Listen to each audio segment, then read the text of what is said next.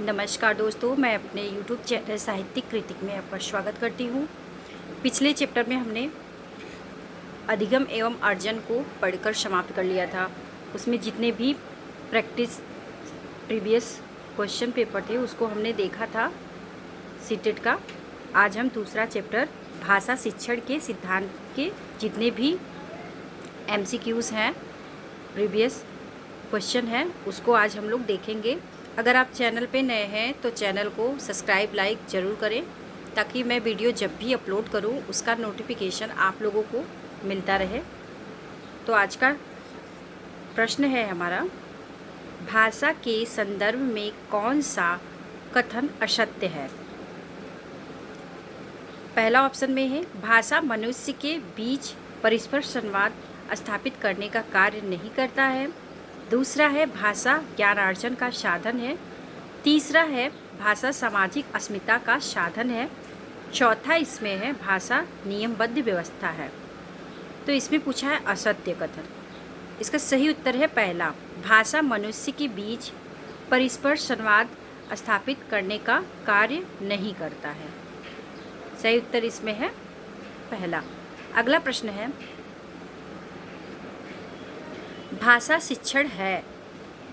Option में पहला है यह जानना कि बच्चा पढ़ना लिखना कैसे सीखता है। दूसरा है यह जानना कि बच्चे को पढ़ाना लिखाना कैसे सिखाया जाए। ऑप्शन तीसरे में है पहला और दूसरा दोनों है। और चौथे में ऑप्शन में है इनमें से कोई नहीं। तो इसका सही उत्तर है तीसरा, पहला और दूसरा भाषा शिक्षण का जो कार्य होता है। इसका सही उत्तर है तीसरा ऑप्शन। अगला प्रश्न है, भाषा शिक्षण आवश्यक है।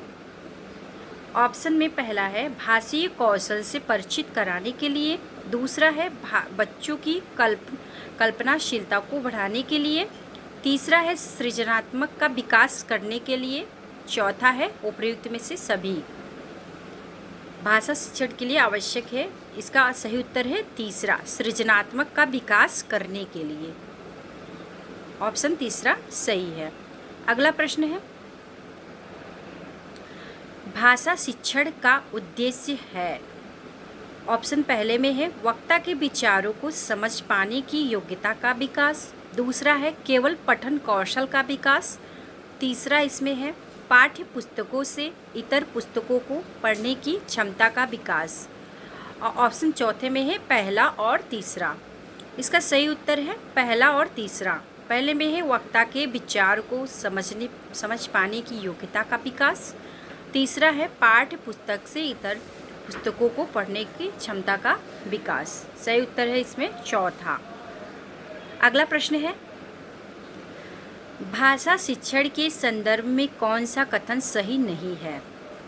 ऑप्शन में है पहला, भाषा शिक्षण में समृद्ध भाषिक परिवेश उपलब्ध कराना जरूरी है। दूसरा ऑप्शन है भाषा की नियमबद्ध अवस्था को केवल भाषा व्याकरण के माध्यम से ही जाना जा सकता है। तीसरा है भाषागत शुद्धता के प्रति अत्यधिक कठोर व्यवहार नहीं अपनाना चाहिए। चौथा है समृद्ध भाषिक परिवार में बच्चे स्वयं नियम का निर्माण करते हैं। तो इसका सही उत्तर है तीसरा, भाषा शुद्धता के प्रति अत्यधिक कठोर व्यवहार नहीं अपनाना चाहिए। ऑप्शन तीसरा इसका सही उत्तर है। अगला प्रश्न है, भाषा शिक्षण के संदर्भ में कौन सा कथन सही नहीं है। पहला है ऑप्शन भाषा अर्जन और भाषा अधिगम में अंतर होता है। दूसरा है भाषा शिक्षण में केवल भाषाई शुद्धता पर ही अधिक बल रहता है। तीसरा है भाषा सीखने में अन्य विषयों का अध्ययन अध्यापन सहायक होता है। चौथा है समृद्ध भाषा परिवेश भाषा अर्जित करने में सहायक होती है। सही उत्तर इसका है दूसरा, भाषा शिक्षण में केवल भाषाई शुद्धता पर ही अधिक बल दिया जाता है। इसमें पूछा है नहीं के लिए नहीं, जहाँ पे केवल आ जाए वहाँ पे निगेटिव होता है। इसका सही उत्तर है दूसरा। अगला प्रश्न है, इनमें से प्राथमिक स्तर पर भाषा शिक्षण का कौन सा उद्देश्य अनिवार्यतः नहीं है। ऑप्शन में है पहला विभिन्न संदर्भों में प्रयुक्त शब्दों के सही अर्थ ग्रहण करना। दूसरा ऑप्शन में है विभिन्न संदर्भों और स्थितियों पर अपनी बात व्यक्त करने की कुशलता का विकास। तीसरा है भाषा में अलंकारिक प्रयोग की क्षमता का विकास। चौथा है मानवीय मूल्यों का विकास। इसका सही उत्तर है तीसरा, भाषा के अलंकारिक प्रयोगों की क्षमता का विकास। सही उत्तर इसमें है इसका तीसरा। अगला प्रश्न है, भाषा शिक्षण की विधियां मुख्यतः निर्भर करना चाहिए। ऑप्शन पहले में है परीक्षा पद्धति, दूसरा है बच्चों का स्तर, आयु और प्रकरण, तीसरा है समय अवधि, चौथा है लक्ष्य भाषा। सही उत्तर इसमें है दूसरा, बच्चों का स्तर, आयु और प्रकरण। इसका सही उत्तर है ऑप्शन दूसरा। अगला प्रश्न है, भाषा शिक्षण में व्याकरण पढ़ाने के लिए प्रयुक्त किया जाने वाला सिद्धांत या नियम है। ऑप्शन पहले में है आवृत्ति का सिद्धांत, दूसरा है अनुकरण का सिद्धांत, तीसरा है आगमन एवं निगमन का सिद्धांत, चौथा है अनुबंधन का सिद्धांत। सही उत्तर इसमें है तीसरा, आगमन एवं निगमन का नियम। अगला प्रश्न है, अभिप्रेरणा का सिद्धांत। ऑप्शन पहले में है विद्यार्थियों को प्रोत्साहित करने पर बल देता है, दूसरा है विद्यार्थियों को अभ्यास करने के लिए कहता है, तीसरा है सीखी हुई बातों की पुनरावृत्ति करने के लिए कहता है, चौथा है उपर्युक्त में से कोई नहीं। इसका सही उत्तर है विद्यार्थियों को प्रोत्साहित करने पर बल देता है, अभिप्रेरणा का सिद्धांत। सही उत्तर इसका है पहला। अगला प्रश्न है, विद्यार्थियों की भाषा पर उसके सामाजिक परिवेश का प्रभाव पड़ता है, यह सिद्धांत है। ऑप्शन में पहला है अनुबंधन का, दूसरा है अनुकरण का, तीसरा है साहचर्य का और चौथा है जीवन समन्वयन का। सही उत्तर इसमें है अनुकरण का, ऑप्शन दूसरा सही है। अगला प्रश्न है, मातृभाषा शिक्षण क्या है। ऑप्शन में है पहला विद्यार्थी के भाषा शिक्षण में व्यवधान उत्पन्न करना, दूसरा है शिक्षण को सरल बनाता है, तीसरा है अध्यापक के शैक्षिक कार्य में बाधक बनता है, चौथा है शिक्षण सिद्धांतों के विपरीत है। ऑप्शन इसमें दूसरा सही है, शिक्षण को सरल बनाता है, मातृभाषा शिक्षण। ऑप्शन दूसरा इसका सही उत्तर है। अगला प्रश्न है,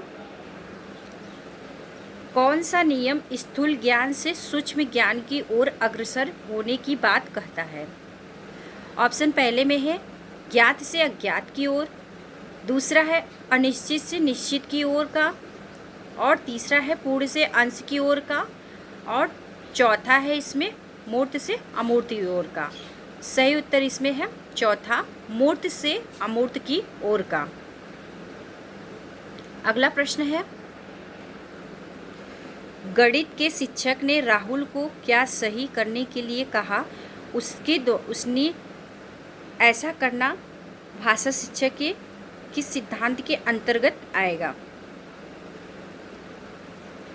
ऑप्शन पहले में है मनोरंजन, दूसरा है अनुकरण और तीसरा है मौखिक एवं लेखन कार्य का सिद्धांत और चौथा है बहुमुखी प्रयास। इसमें सही उत्तर है बहुमुखी प्रयास, चौथा ऑप्शन इसका सही है। अगला प्रश्न है, कविता पाठ करवाना किस सिद्धांत के अंतर्गत आता है।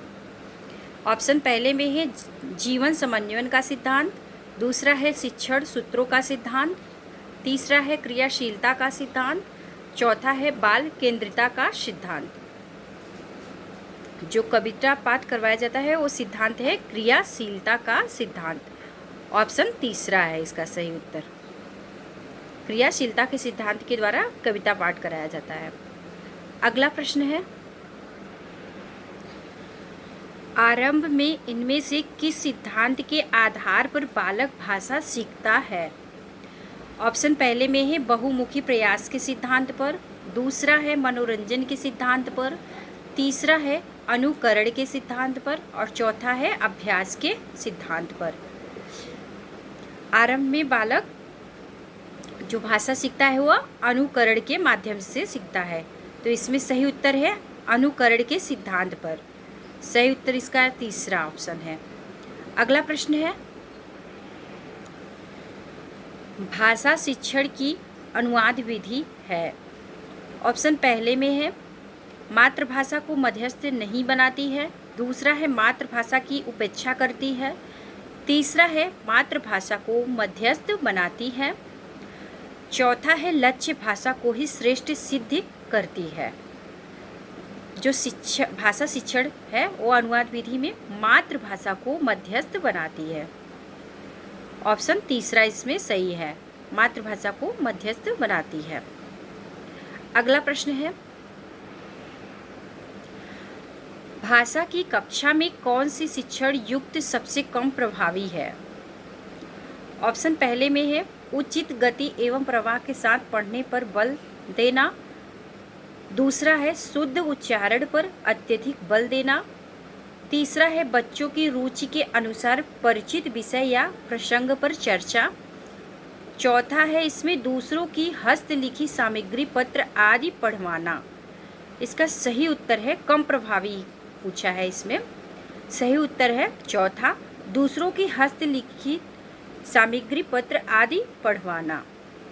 सही उत्तर है इसमें चौथा। अगला प्रश्न है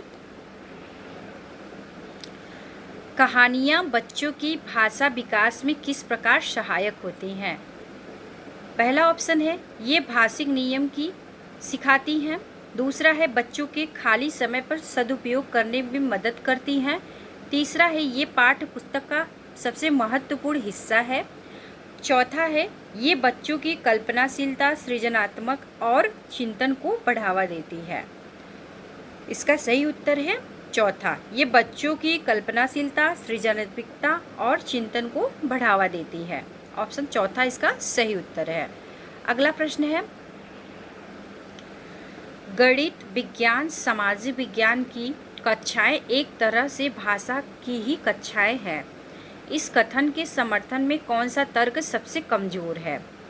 पहले ऑप्शन में है विभिन्न विषयों के शिक्षण में भाषा शिक्षण एक मुख्य उद्देश्य होता है, दूसरा है विभिन्न विषयों की अवधारणात्मक समझ की अभिव्यक्ति भी भाषा विशेष में होती है, तीसरा है विभिन्न विषयों की अवधारणाएं किसी भाषा विशेष से बनती हैं, चौथा है विभिन्न विषयों के अध्ययन अध्यापन में भाषा साधन का कार्य करती है।